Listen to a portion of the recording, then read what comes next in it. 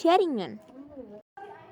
Keamanan jaringan itu merujuk pada rangkaian tindakan, prosedur, dan kebijakan yang dirancang untuk melindungi integritas, kerahasiaan, dan ketersediaan data yang berada dalam sebuah jaringan komputer.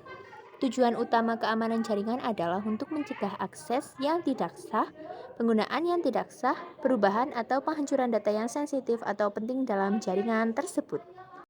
Lanjut kita ke prinsip keamanan jaringan. Prinsip dasar kebijakan keamanan jaringan adalah pedoman atau aturan yang merangkum prinsip-prinsip utama yang harus diikuti oleh organisasi atau perusahaan dalam merancang, mengimplementasikan, dan menjalankan keamanan jaringan mereka. Prinsip-prinsip ini membantu memastikan bahwa jaringan tetap aman, terlindungi dari ancaman, dan sesuai dengan kebijakan dan peraturan yang berlaku. Berikut adalah beberapa prinsip dasar kebijakan keamanan jaringan. Yang pertama, prinsip kebutuhan terhadap keamanan. Yang kedua, prinsip pertahanan berlapis atau defense in depth. Yang ketiga, prinsip kelebihan kepentingan, principle of least privilege. Yang keempat, prinsip pengamanan sumber daya, asset security. Dan yang kelima, prinsip keamanan jaringan tanpa batas, borderless network security. Yang keenam, prinsip pelacakan dan pemantauan, monitoring and logging.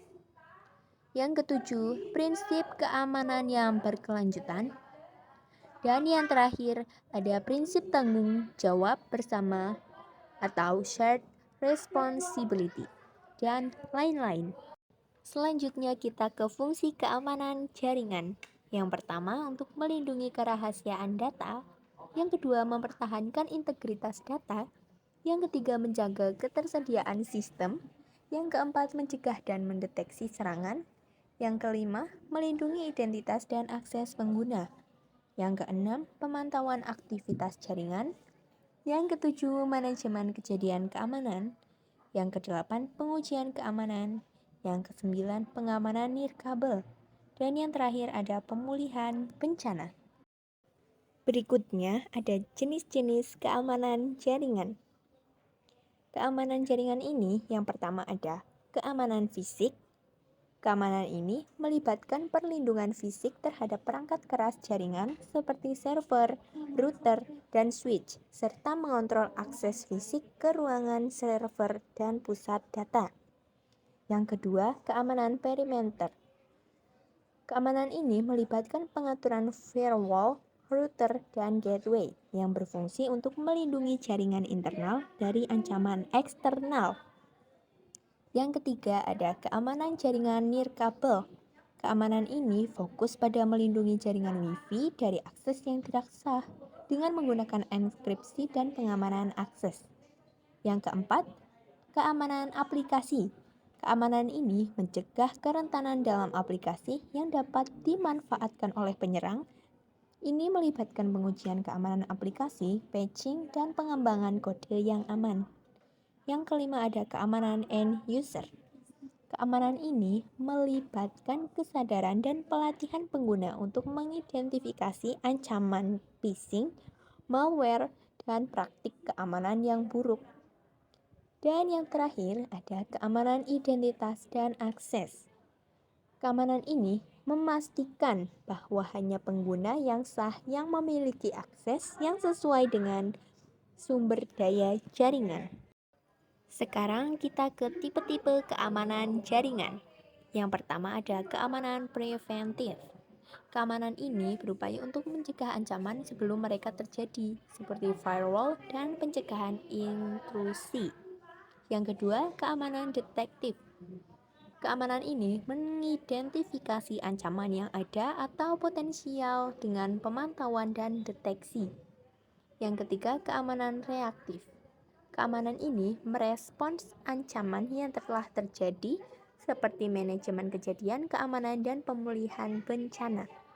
Yang keempat, ada keamanan aktif. Keamanan ini melibatkan penggunaan teknologi seperti firewall dan enkripsi untuk melindungi jaringan secara langsung. Dan yang terakhir ada keamanan pasif. Keamanan ini berfokus pada kebijakan, pelatihan, dan kesadaran pengguna untuk mencegah ancaman. Selanjutnya kita ke macam-macam keamanan jaringan. Yang pertama ada keamanan kriptografi. Keamanan ini menggunakan teknik kriptografi untuk melindungi data dan komunikasi dari akses yang tidak sah. Yang kedua, keamanan email. Keamanan ini melindungi komunikasi email dari spam, phishing, dan ancaman siber lainnya. Yang ketiga, keamanan jaringan sosial. Keamanan ini melibatkan pendidikan dan kesadaran pengguna tentang ancaman siber dan praktik keamanan yang baik. Yang keempat, ada keamanan IoT atau Internet of Things.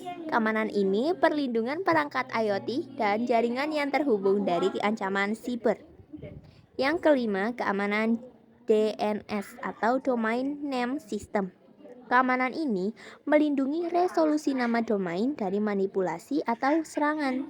Yang keenam, keamanan layanan web. Keamanan ini melindungi layanan web dari serangan seperti SQL intelligence dan cross-site scripting. Berikutnya, keamanan pemulihan bencana. Keamanan ini merencanakan dan mempersiapkan langkah-langkah pemulihan jika terjadi insiden keamanan atau bencana. Yang kedelapan ada keamanan akses jaringan. Keamanan ini memastikan akses yang tepat dan aman ke jaringan dan sumber daya. Yang kesembilan, keamanan perangkat lunak. Keamanan ini melindungi perangkat lunak dari kerentanan dan ancaman siber. Dan yang terakhir ada keamanan jaringan cloud. Keamanan ini melindungi lingkungan cloud dari ancaman dan pengelolaan akses yang aman. Sekarang kita menuju ke prinsip dasar kebijakan. Kebijakan keamanan jaringan adalah seperangkat pedoman dan aturan yang ditetapkan oleh sebuah organisasi untuk menjaga keamanan, integritas, dan ketersediaan sistem jaringan dan data yang ada di dalamnya. Prinsip dasar kebijakan keamanan jaringan adalah sebagai berikut. Yang pertama ada ketegasan tujuan. Yang kedua, prinsip kekeliruan terendah atau principle of less privilege. Yang ketiga ada segregasi tugas atau segregation of duties. Dan yang keempat, keamanan berlapis atau layered security. Yang kelima, identifikasi dan autentikasi. Yang keenam, enkripsi. Dan yang terakhir, pemantauan dan deteksi. Sekarang kita ke celah atau lubang ancaman keamanan jaringan. Celah atau lubang ancaman keamanan jaringan merupakan titik atau area yang rentan dalam jaringan yang dapat dieksploitasi oleh penyerang untuk mendapatkan akses yang tidak sah, merusak data, atau mengganggu layanan. Pemahaman tentang celah-celah ini sangat penting untuk mengidentifikasi dan mengatasi potensi risiko keamanan dalam jaringan. Berikut adalah beberapa contoh celah atau lubang ancaman keamanan jaringan. Yang pertama ada kerentanan perangkat lunak, yang kedua kelemahan konfigurasi, yang ketiga kredensial default, yang keempat kurangnya pembaruan keamanan, yang kelima social engineering, yang keenam phishing, yang ketujuh malware, yang kedelapan serangan DDoS, yang kesembilan insider threat, dan yang kesepuluh Wi-Fi publik yang tidak aman. Kita lanjut ke metode penyerangan dan sistem proteksi pada keamanan jaringan. Metode penyerangan dan sistem proteksi pada keamanan jaringan terus berkembang seiring waktu. Berikut adalah beberapa jenis metode penyerangan umum yang sering digunakan oleh penyerang, serta sistem proteksi yang biasa diterapkan untuk melindungi jaringan dari ancaman tersebut. Yang pertama ada serangan malware. Penyusup perangkat lunak berbahaya seperti virus, worm, trojan, ransomware, dan spyware untuk menginfeksi sistem target dan merusak, mencuri data, atau mengambil kendali atas jaringan. Sistem proteksinya ada sistem antivirus, anti-malware, dan sistem deteksi dan respons terhadap ancaman atau EDM yang terus memperbarui definisi dan mekanisme deteksi. Serangan DDoS atau Distributed Denial of Service. melimpahkan lalu lintas yang sangat tinggi atau membanjiri sumber daya jaringan dengan permintaan palsu untuk mengganggu ketersediaan layanan bagi pengguna yang sah. Sistem proteksinya, pengaturan firewall, sistem deteksi DDoS, dan penggunaan layanan CDN atau Content Delivery Network yang menyebar beban lalu lintas. Berikutnya ada serangan phishing. Menggunakan pesan atau situs web palsu untuk menipu pengguna agar memberikan informasi pribadi seperti kata sandi, nomor kartu kredit, atau data keuangan. Sistem proteksinya, sistem keamanan email yang mampu mengidentifikasi dan memblokir email phishing. Kesadaran pengguna tentang praktik keamanan digital yang baik. Selanjutnya ada serangan man in the middle atau MITM. Menyusup ke dalam komunikasi antara dua pihak dan mengambil alih atau memata-matai komunikasi tersebut. Sistem proteksinya ada penggunaan protokol enkripsi seperti HTTPS, penggunaan sertifikat digital, dan penggunaan VPN, Virtual Private Network, untuk melindungi integritas dan kerahasiaan komunikasi.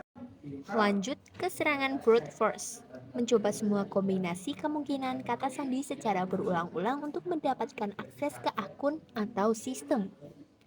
Sistem proteksinya, pembatasan jumlah percobaan login, kebijakan penggunaan kata sandi yang kuat, dan implementasi mekanisme autentikasi ganda. Berikutnya serangan zero day, memanfaatkan kerentanan yang belum diketahui atau belum diperbaiki di perangkat lunak atau sistem operasi. Sistem proteksinya, pembaruan perangkat lunak dan sistem operasi secara berkala untuk mengatasi kerentanan yang diketahui. Implementasi sistem deteksi instruksi untuk mengenali perilaku aneh. Lanjut ke serangan DNS spoofing, merentas resolusi DNS agar pengguna diarahkan ke situs web palsu atau berbahaya. Sistem proteksinya, implementasi DNSSEC atau DNS Security Extension dan firewall yang mampu mendeteksi aktivitas DNS yang mencurigakan. Kita lanjut ke serangan malware. Serangan malware adalah serangan siber yang melibatkan penggunaan perangkat lunak berbahaya atau malware untuk merusak atau mengambil alih sistem komputer atau perangkat lainnya. Malware adalah singkatan dari malicious software yang menunjuk pada berbagai jenis program yang dirancang untuk menyebabkan kerusakan, mencuri data, atau melanggar privasi. Berikut ini detail tentang serangan malware.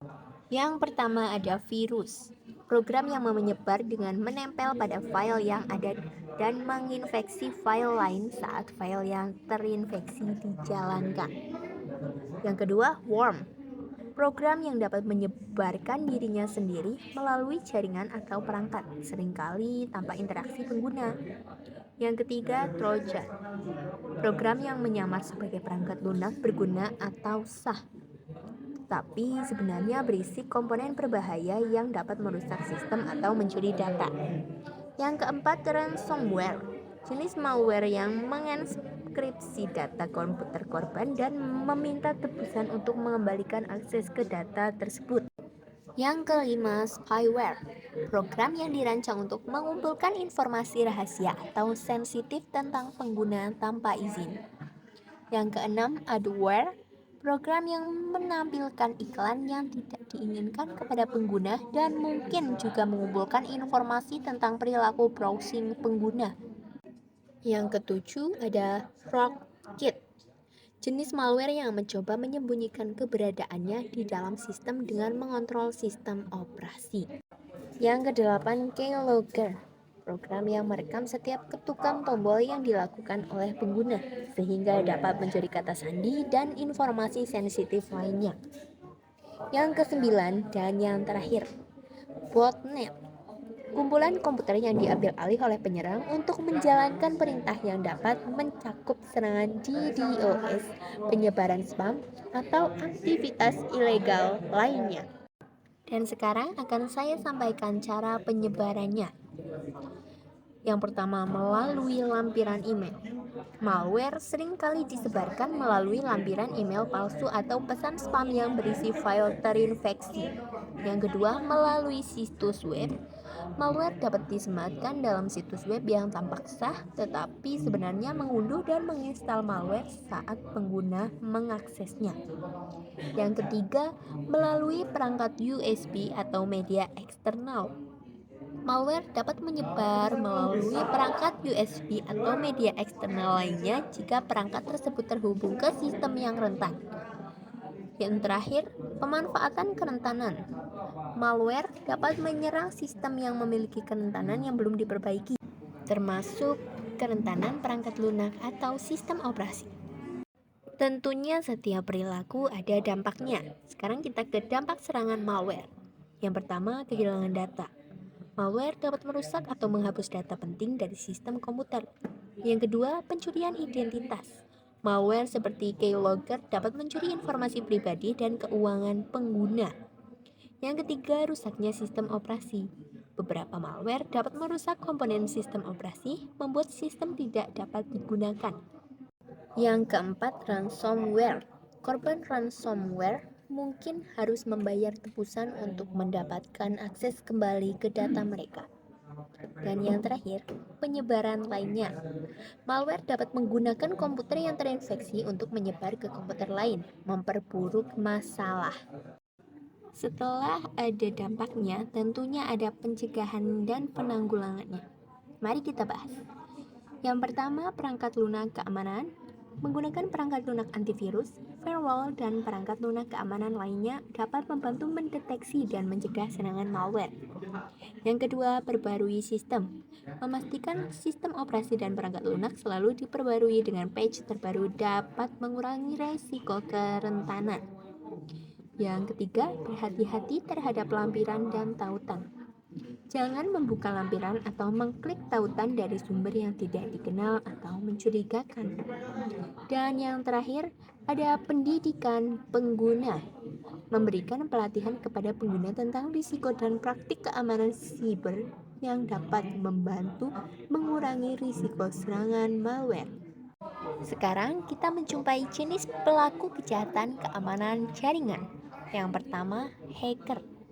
Seorang hacker adalah seorang yang memiliki keahlian dalam merentas atau mengakses sistem komputer dan jaringan dengan tujuan tertentu.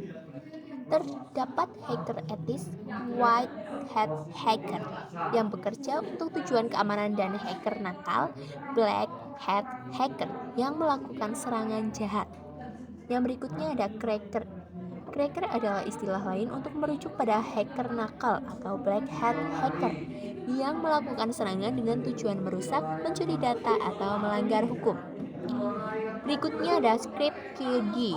Script kiddie adalah individu yang memiliki pengetahuan dasar tentang hacking dan menggunakan alat dan skrip yang dibuat oleh orang lain tanpa memahami sepenuhnya bagaimana mereka berfungsi. Dan yang terakhir ada insiders. Insiders adalah individu yang memiliki akses ke sistem atau data dan memanfaatkannya untuk tujuan jahat, seperti mencuri informasi atau merusak sistem. Mereka bisa menjadi karyawan, mantan karyawan, atau individu dengan akses terbatas. Dan ini jenis pelaku kejahatan. Aktivis atau hacktivis. Hacktivis adalah individu atau kelompok yang menggunakan keterampilan hacking untuk menyebarkan pesan politik atau sosial dan seringkali melakukan serangan siber sebagai bentuk protes atau advokasi. Yang berikutnya, penyelidik keamanan atau security researchers. Penyelidik keamanan adalah individu yang mempelajari sistem komputer dan jaringan untuk mengidentifikasi kerentanan dan melaporkannya kepada pemilik sistem atau komunikasi keamanan siber. Mereka berkontribusi dalam meningkatkan keamanan teknologi dengan mengidentifikasi dan mengatasi masalah keamanan. Dan berikut adalah materi yang bisa saya sampaikan. Kurang lebihnya saya memohon maaf apabila ada kekurangan. Dan pastinya ada kekurangan karena saya manusia. Wassalamualaikum warahmatullahi wabarakatuh.